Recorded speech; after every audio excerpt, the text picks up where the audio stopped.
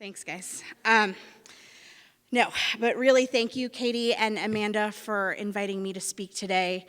The part of Alon Shaya is being played by Suzi Darré, and it is about a topic that I've spent the last 12 years being super passionate about, so this is a really great opportunity for me to tell you guys how I feel about restaurant culture and culture in general in your companies.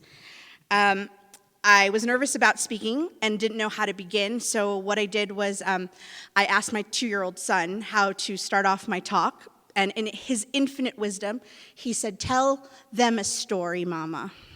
And so that's what I'm going to do. Once upon a time, in October of 2017, Alon and Emily Shaya sat in their dining room with a group of very passionate, talented hospitality individuals and decided to create a restaurant group called Pomegranate Hospitality.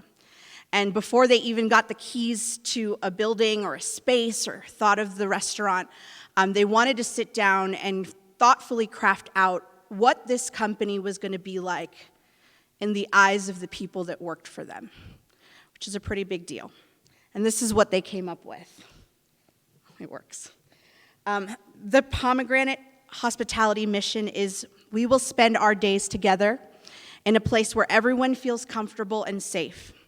We will create a space, whether in our restaurants or throughout our community and beyond, focusing on furthering love, mutual respect, and professional and personal fulfillment. We will stand up for and uphold values of equality for all people, no matter the circumstances. We will surround ourselves with people who share in these values. And then my favorite line is, we will cook and serve and be happy. Their vision, here's our team members. We tattooed all of our missions to the walls of both of our restaurants, this one at Saba, and if you ever walk into Safta, it's right at the door when you walk in, so that both team members and guests alike know what we promised to do for us. And then their vision is Pomegranate Hospitality will be a place where passionate individuals wholeheartedly believe in encouraging employee well-being, building a stronger restaurant industry, and investing in our communities. Accountability, respect, equality, education, communication, creativity, passion, empowerment, and organization are going to be the pillars and the core values that this company was going to live by. Right? That was great.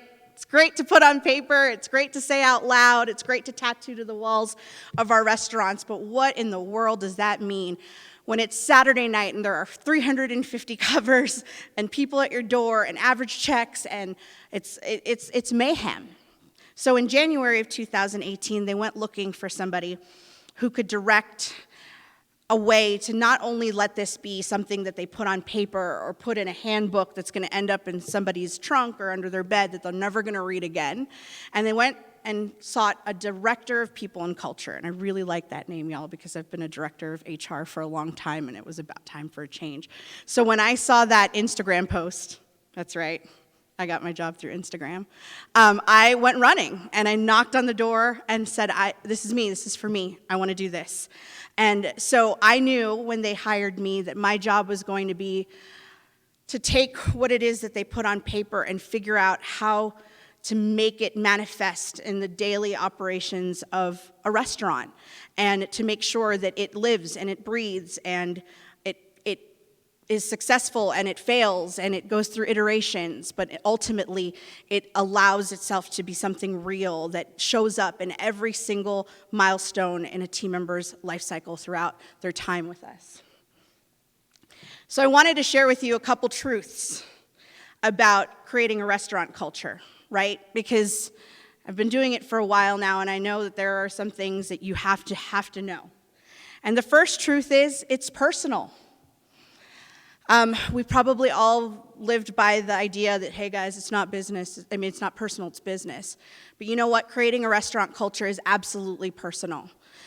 You need to sit down and you need to get to know the people that work for you.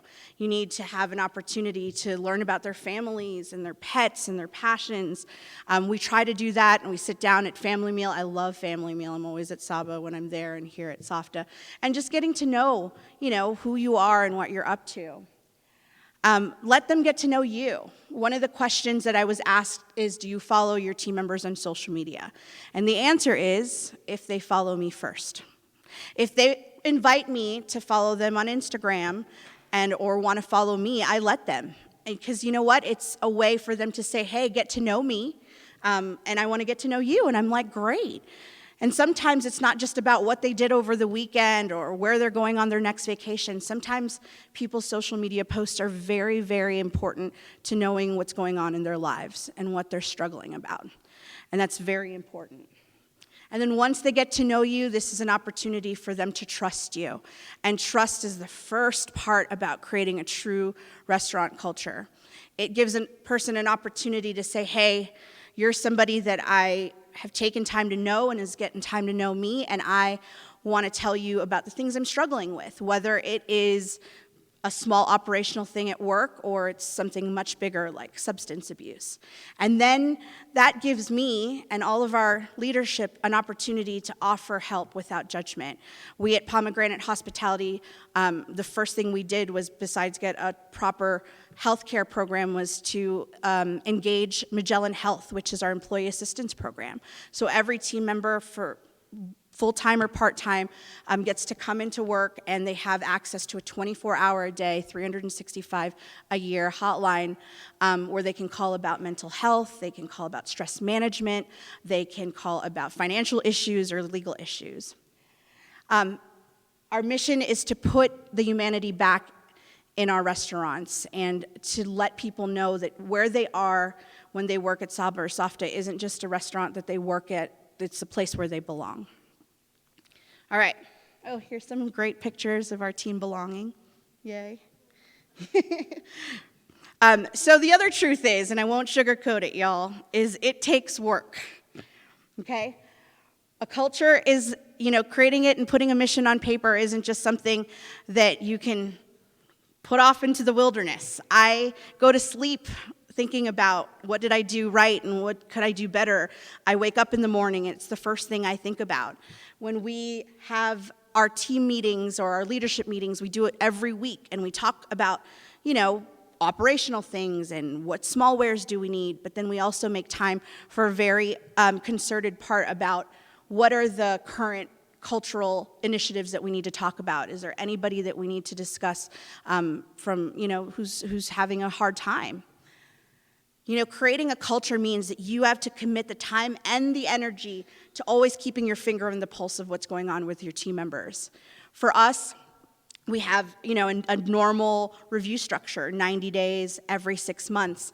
But what we decided to create is a 30-day coffee chat for all new hires. So when you come in, and in those first 30 days, which we all can probably relate to, is very crucial in whether or not you're going to retain someone, we make sure that a manager sits down with that team member and asks, hey, how are we doing for you? And also gives us an opportunity to say, these are the things we'd love to see from you, but more importantly, let us know if we're living up to the values that we promised you. And then, you know what? It's always about creating and evolving. And so every day I'm trying to figure out what our next lunch and learn is going to be. And if anybody ever wants to come and visit us on Thursday at 4 p.m. at either restaurant, we are doing 30 minutes of training while we're doing family meal, and it's called our Lunch and Learn, and it's for any team member, vendor, or manager can train on something that they're passionate about. It really drives home our core values of passion and education, and we've done everything from macrame to Mardi Gras headdresses, which is very cool, to plant propagation, and then, of course, people who are passionate about food and wine. We have service days with one another so that we can all give back to the community while having an opportunity to bond, and we do open book management, which is something that we all trained at in Ann Arbor with Zingerman's, and we let our team members, everyone from stewards to a support team to bartenders to line cooks, teach them how to read our profit and loss statement and teach them how to be own line items within our financial pieces. So here's us training. Oh, and macrame, very cool. Flower arrangement. Okay, so also not sugarcoating it. Truth is, there is an investment, okay? One of the really important things that Alon and Emily wanted to do right off the bat was make sure that everybody had competitive wages, had health care, had a fully subsidized EAP. Our full-time team members have a PTO program. We invest money on training and development. We have an annual cost of living adjustment because times are expensive, and every year, things go up, and so should everyone's wages. Investing in a cultural champion, if you will, whether that's looking for a director of people and culture or a manager, or finding an operations manager who's very culture-centric, that is going to drive these initiatives day in and day out. It's very important to the team.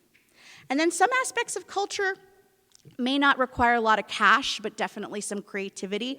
We make sure that every team member either has a birthday cake or a birthday card, which really doesn't cost that much. We look for lower cost incentives. We do soda pop Sundays at Saba. Again, we talk about service days, and then we have really fun, relevant field trips. So there's us serving and field trips. And then, of course, it's important to note that the truth is, you guys, creating a restaurant culture, any culture in your organization, is not easy. And I neglect to write, it also isn't perfect, okay? This is something that you have to know, that if you want to create a restaurant culture, it cannot only be important when it's convenient to you or to your operation. There are plenty of times where I've sat with managers who ask me, do we have to do a lunch and learn today, Suze? And I'm like, yes. Guess what? It's part of what our commitment is to the team, and to start compromising that is to let the entire system break down. So it is really important. If you plan a review with someone, be there. If you plan a meeting with somebody, make it on time. You have to be prepared to make uncomfortable decisions, make the hard decisions, to sit with people who aren't following the same core values that you set forth. We actually adapted Chef Erin Wade from Oakland, California. She had an amazing color-coded system for harassment and discrimination that we read in the Wall Street Journal, and we fell in love with it, and we adapted it at both of our restaurants. And for the sake of time, it's yellow, orange, red, but by the time a team member, server, gets to a manager and says, we have a code red at table 11, that manager goes straight to table 11 and politely asks that table to settle their bill, and will pack their food to go, and it's time for them to leave. And then they note on the reservation that they are not welcome back. So these types of things that we have to double down on when we ask people to be passionate, and we ask them to be respectful, and we ask them to believe in equality, then we better ask the people around them to do the same. So we even have a guest chef letter that Ashley Christensen out in North Carolina shared with Alon, which is a letter that we send out to anybody who's coming to our restaurants, whether it's a guest chef or any type of collaborator, to say, hey, we're so excited to have you.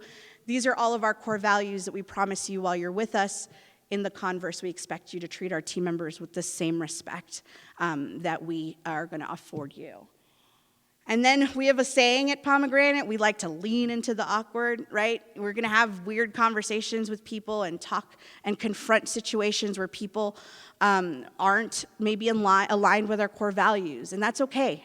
You know what? I'd rather have a conversation with somebody just as much about their attendance, but also their attitude, to make sure that people are treating each other with respect. And we coach on our culture, and we also have a mandatory cultural training for all of our team members twice a year. So it's personal, it takes a whole lot of work, it's an investment, it isn't easier. Like, Susie, why in the world would I even consider having to create a restaurant culture in my company? Because, there it is. Because it is absolutely worth every penny and every effort that you do. Creating an amazing restaurant culture that makes people feel safe and comfortable, it means that they are going to be willing to work harder for you. It will create productivity, it strengthen it. You'll have higher guest satisfaction and a willingness of people to learn and take part in your business. You will see higher retention. You will find that your recruitment lead times will be lowered. You'll see that your workers' comp modification is lower. So for those of you who want to understand return on investment, it's a big deal. And if you don't believe me, check the data, okay? Glassdoor came out with their 2019 top 50 places to work, and I didn't read 20,000 reviews, but I certainly scoured through what the employees were saying about what it is, why do you work for these places? And a lot of them didn't come up saying, because I get paid a lot. It's usually like they offer great training and have great support structure. My coworkers and my managers are my second family. It's because employees are treated with respect and appreciated. So it is a lot of work, you guys, and there's so much that you have to do, and every so often I wake up in the morning and say, did I do enough? But at the end of the day, it's absolutely worth it. And you can also find a place where you can cook and serve and be happy. So thank you for the time. Have a great day.